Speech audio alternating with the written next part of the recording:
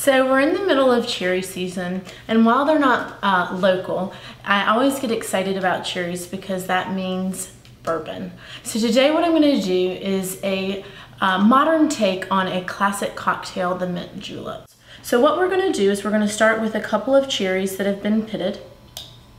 We're going to add to that a couple of sprigs of mint. When the sprigs are nice and delicate like that, you can throw them in stem and all. If you're just working with the leaves, about 6 leaves is sufficient.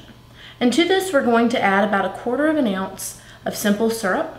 So to make the simple syrup, you want to do a 50% sugar, 50% water. Bring it up to a boil just to get to that sugar to dissolve, and then go ahead and pull it off the heat. We don't want it to caramelize at all. What we're going to do is we're going to begin to muddle this.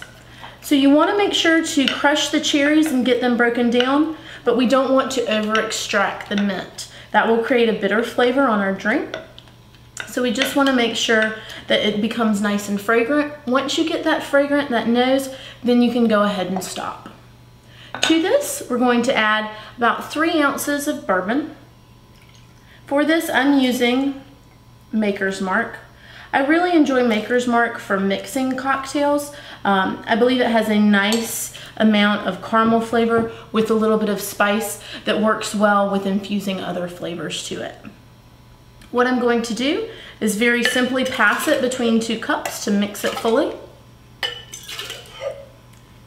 And then I'll go ahead and pour it on a little bit of shaved ice. And the reason we use crushed ice is because we want it to begin to break down. Right now this is pure liquor. So as we pour it on to the ice will begin to melt and it will actually become a part of the drink.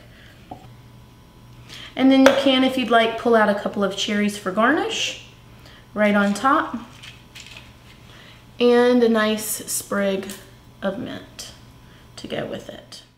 And you've got yourself a nice adult shaved ice with a cherry mint julep.